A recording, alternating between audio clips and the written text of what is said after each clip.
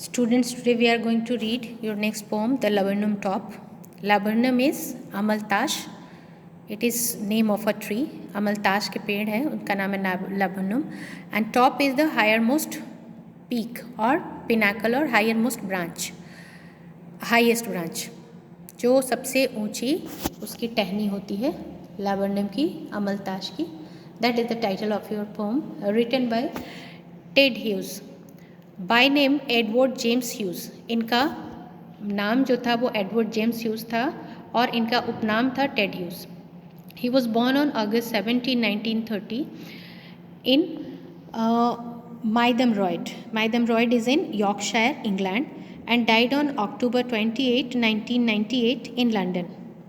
He was an English poet who wrote many books for children, notably The Iron Man in 1968. It was also published as The Iron Giant, and a film was made on the theme named in 1999. A selection of his poems concerning animals' life was published as a Ted Hughes Bestiaries, and it was published in 2014. In 1984, Hughes was appointed Britain's Poet Laureate. Poet Laureate means poet who is officially appointed by a government, जिसको हम राष्ट्रकवि या राजकवि भी कहते हैं. तो Britain के राजकवि 1984 में appoint हुए थे. Let's discuss about the theme of the pome. The pome the laburnum top is about a sweet reciprocal relationship between the laburnum tree and the goldfinch bird. goldfinch एक बर्ड है, this is goldfinch bird. इन दोनों के बीच में reciprocal relationship, पारस्परिक, एक दूसरे के बीच में जो पारस्परिक रिलेशनशिप है, पूरक रिलेशनशिप है एक दूसरे का, उसके बारे में पोएट ने लिखा है. Laburnum tree gives shelter to the bird. Laburnum tree जो है वो आश्रय देता है बर्ड को, एंड इट्स यंग वंस, और उसके बच्चों को, and the bird in turn, और उसके बदले में चिड़िया takes away its dead silence, उसके सूनापन को, अकेलेपन को दूर करती है. So we get to know that even the non-human thing like tree longs for companionship. और इससे हमें ये पता चलता है कि एक नॉन ह्यूमन थिंग, केवल इंसान ही नहीं, इंसान के अलावा दूसरे जीव जंतु प्राणी और ऐसे चीज़ भी हैं जो कि दूसरों की कंपेनियनशिप के लिए, दूसरों के साथ के लिए इच्छा करते हैं. Rejuvenation of nature and the celebration of energy is another theme of the poem. Rejuvenation means कायाकल्प, और सेलिब्रेशन ऑफ एनर्जी मतलब शक्ति का उत्सव, इसका दूसरा थीम आप कह सकते हो. The laburnum tree is silent until the goldfinch comes and enlivens the tree with its activity. laburnum tree बिल्कुल शांत है, स्टिल है, जब तक वहाँ पे गोल्डफिंच बर्ड नहीं आती, और जैसे ही गोल्डफिंच बर्ड वहाँ आती है उसमें जीवंतता भर जाती है गोल्डफिंच की एक्टिविटीज से, वो भी थ्रिल्ड हो जाती है पेड़. They are all short of sounds and movements on the tree. Soon she shoots away into the sky, plunging the tree into pouring silence. तो जल्दी ही वो वहाँ से लॉन्च करती है, आकाश की तरफ उड़ जाती है, और जो पेड़ है उसको गहरे चुप्पी में डुबो देती है दोबारा. The poet also wants to convey to the readers that life is a process of change and transformation. जिंदगी जो हमारी है वो सतत बदलते रहने वाली है, और transformation is an important part of it. So let's start reading of the pome and paraphrase. The laburnum top is silent, quite still. In the afternoon yellow September sunlight, a few leaves yellowing, all its seeds fallen. The poem starts with a description of the laburnum tree whose summit was still and silent. Poem जो start होता है वो laburnum tree के description से start होता है, जो कि जिसका समिट, ऊपरी ब्रांच है, वो स्टिल है, क्वाइट है और साइलेंट है, कोई भी आवाज़ नहीं कर रही है. Due to the autumn season the leaves have started turning yellow and the seeds have fallen on the ground. Autumn season है, पतझड़ के कारण लीव्स हैं उसके येलो हो चुके हैं. Flowers are already yellow. जो लैबर्नम ट्री है, अमलतास के पेड़ है, उसके फूल पीले होते हैं और इसके फल भी येलो कलर के होते हैं. और अभी तो इसके लीव्स भी, क्योंकि पतझड़ का सीज़न है, तो वो येलो हो चुके हैं, तो मतलब इसका पूरा अपीयरेंस येलो दिख रहा है। The leaves seeds have already fallen on the ground, और इसके जो सीड्स हैं, जो फ्रूट्स होते हैं पीले, वो ग्राउंड पे गिर चुके हैं। The poet has predominantly used yellow colour in above lines. Yellow symbolises silence, desolation, death and decay. यहाँ पे येलो का बहुत ही ज़्यादा एम्फैटिक यूज़ हुआ है, जैसे afternoon yellow, September sunlight, these all are in yellow colour. Leaves yellowing, leaves भी yellow हो रही हैं, पीली पड़ रही हैं, and seeds which are already of yellow colour they have fallen. तो यहाँ पे येलो कलर का बहुत ज़्यादा यूज़ हुआ है, जो सिंबलाइज क्या कर रहा है? साइलेंस, चुप्पी, डिसोलेशन, सूनापन, डेथ एंड डिके, मौत और विनाश, ये सिंबलाइज कर रहा है। तो एक गहरी चुप्पी, शांति छाई हुई है लैबरनम ट्री पे जब पोएम स्टार्ट होती है। Here will see poetic devices, alliteration, silent, quiet, still. See, alliteration is repetition of consonant sound here, SS. Silent, still. September sunlight.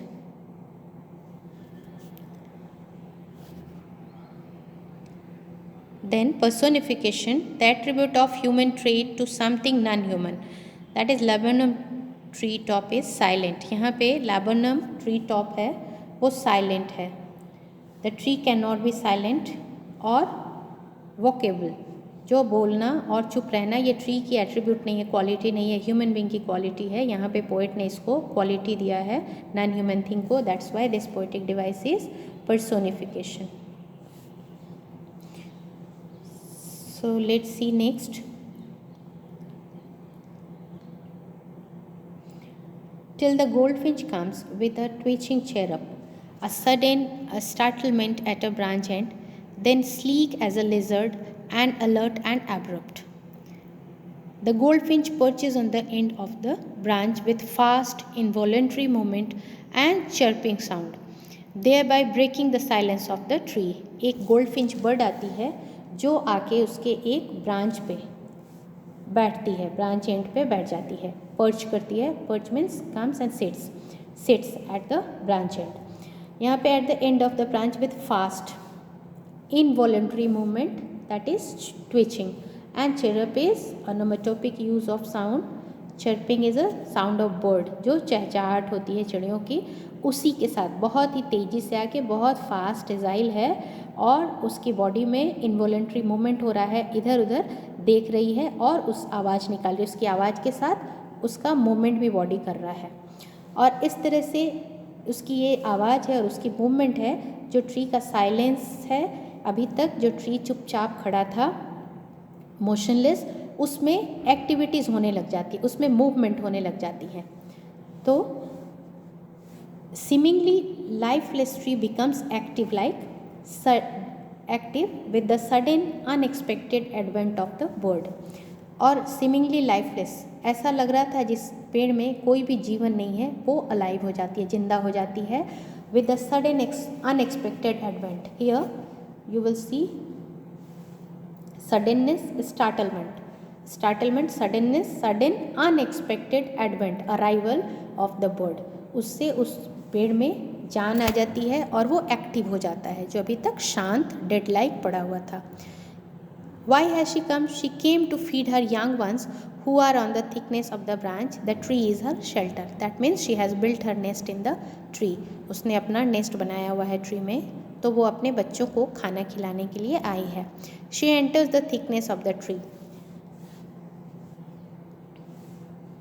Then sleek as lizard and alert and abrupt, she enters the thickness of the tree, makes her way to the nest with a swift, sleek, abrupt and alert, precautionary, बिल्कुल ध्यान से careful वे में वो लेजर्ड की तरह बहुत ही smoothly enter करती है, अपने नेस्ट की तरफ मूव करती है वहाँ से बिना किसी बहुत ज़्यादा हिले डुले। वो बहुत ही स्लीक, उसका स्मूथ मूवमेंट है और अचानक और प्रिकॉशन के साथ, बिल्कुल सावधानी के साथ वो अपने नेस्ट की तरफ मूव करती है।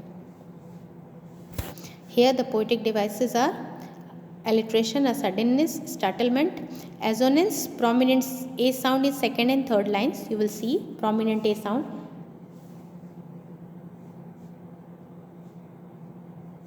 Here also.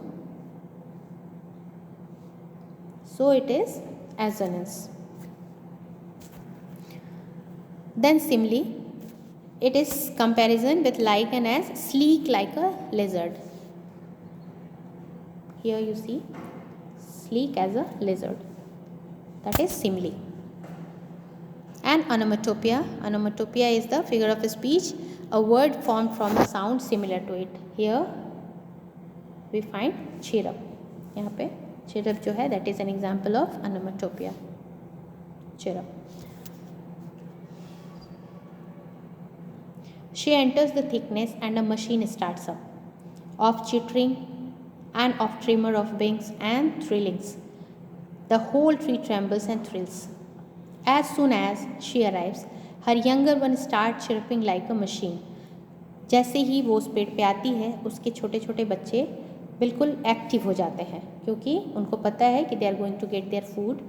तो वाइब्रेटिंग मतलब हिलते हैं और पंख अपने फड़फड़ाते हैं. आपने देखा होगा जब चिड़िया अपने बच्चों को खाना खिलाने आती है तो बहुत ही सीरीज छोटी छोटी आवाज़ मतलब high pitch sound and Twitter करते हैं और इनसे पूरी इको होने लगती है ब्रांच में. उनकी मूवमेंट और उनकी साउंड इको होने लगती है, गूंजने लगती है, रिवर्बरेट करती है वो पूरे ब्रांचेस में ट्री के, और ट्री भी उसके साथ एक्टिव हो जाता है. तो आप देखते हो कि जैसे बर्ड कोई फीड करने के लिए आती है अपने बेबीज़ को, तो वो सारे एक्टिव हो जाते हैं, एक साथ आवाज़ निकालने लगते हैं, चींची करने लगते हैं और अपने विंग्स भी फ्लैप करने लगते हैं. तो इस तरह से वो पूरी जो ट्री होती है वो भी मूव करने लगती है, रिवर्बरेट करने लगती है, इको करने लगती है उनकी मूवमेंट को और उनकी वॉइस को. It can be compared as a starting of a machine. और इसको पोइट ने कंपेयर किया है अ मशीन स्टार्ट्स. जब वो कहते हैं कि अ मशीन स्टार्ट्स, जैसे ही बर्डी आती है एक मशीन स्टार्टअप हो जाता है वहाँ पे, क्योंकि वो मशीन होता है बर्ड्स के मूवमेंट का. Compare to the starting of man, its engine is ignited. जब उसकी इंजन स्टार्ट की जाती है, इंजन को ऑन किया जाता है तो मशीन स्टार्ट हो जाती है. Death like tree becomes alive. और जैसे कि कोई आत्मा न हो, कोई उसमें जान न हो, ऐसी ट्री अलाइव हो जाती है, जिंदा हो जाती है, क्योंकि उसमें मूवमेंट होने लगता है, ट्रेम्बल करने लगती है, शेक करने लगती है. और as if it is excited and thrilled. ऐसा लगता है कि वो भी ट्री भी एक्साइटेड है और थ्रिल्ड है, उत्साहित है उस गोल्डफिंच के अराइवल से. Here the poetic devices used here are indirect and implied comparison between two things is metaphor. Here machine starts up. The movement of the bird has been compared, movement of the bird family is compared with a machine. Machine starts up. वो machine नहीं start होता, birds का movement start होता है. तो यहाँ पे indirect comparison is metaphor. Then alliteration, tree trembles. Personification, the whole tree trembles and thrills. It is human quality that has been given to this,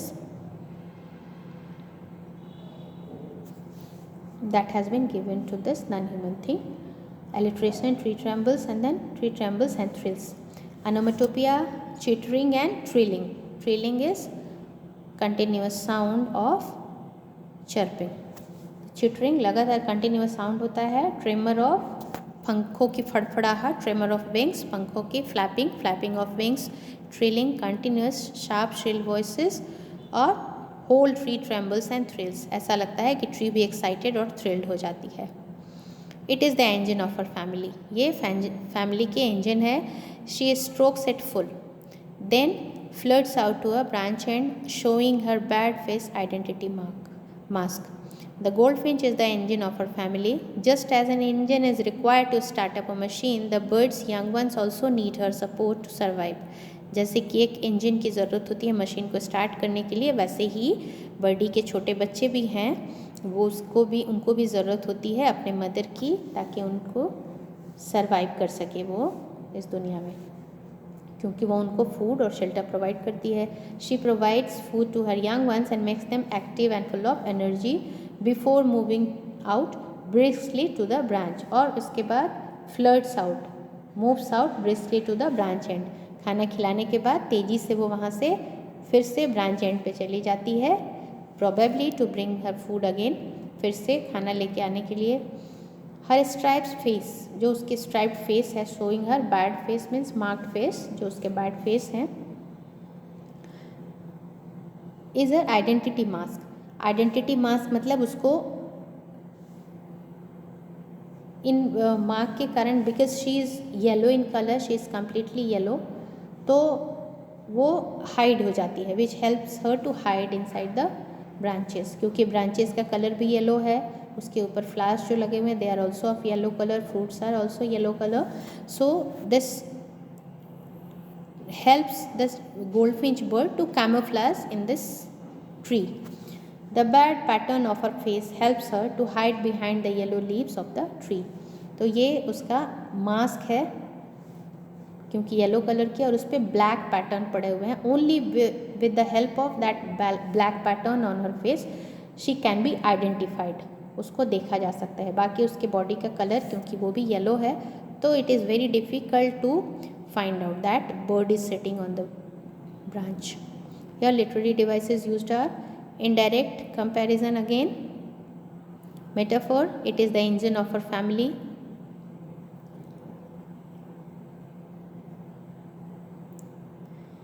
then with airy delicate whistle chirrup whispering she launches away towards the infinity and the laburnum subsides to empty. Last line, closing lines of the poem. After reaching the end of the branch, branch के अंत में वो खाना बच्चों को खिला के उड़ के वापस ब्रांच के लास्ट में पहुंच जाती है, ब्रांच एंड पे पहुंच जाती है, और वो एक स्वीट जेंटल और चिरपिंग साउंड, एक मिस्टीरियस आवाज़ निकालती है. May be this mysterious whispering she might be telling her babies to be alert and attentive for their security. और वो फिर से वो विसल चिरप एरी डेलीकेट बहुत सॉफ्ट वॉइस के साथ चिरप करती आवाज़ निकालती है, चहकती है, और फिर से वो वापस शी लॉन्चेज अवे मतलब फ्लाई कर जाती है towards infinity. Infinite is here means limitless sky. Infinite मतलब अंतहीन आकाश की तरफ फिर से वापस वो उड़ जाती है, लिमिटलेस स्काई की तरफ उड़ जाती है. And the laburnum subsides to empty. Laburnum फिर से वापस रेंडर हो जाता है, एम्प्टी रह जाता है, क्वाइट रह जाता है. After she is gone the laburnum tree becomes still and illegibly silent again, just like it was before the arrival of the goldfinch. जैसे वो बर्डी के आने के पहले स्टिल और साइलेंट था, उसी तरह से वापस बर्डी के जाने के बाद भी स्टिल और साइलेंट हो जाता है, क्योंकि उसकी बेबीज़ जो हैं वो भी क्वाइट हो जाती हैं, because they know that there mother is not around them, so they feel insecure and that's why they stop their sound and movement. So the tree again becomes silent. Some literary devices used in these sentences are whistle, chirrup, whispering, that is alliteration, wo sound is repeated. Then onomatopoeia, whistle, chirrup, whispering, these all are the example of onomatopoeia. So with this we end to the poem The Laburnum Top, written by Ted Hughes. I hope you understood. Wherever you have problem you can ask.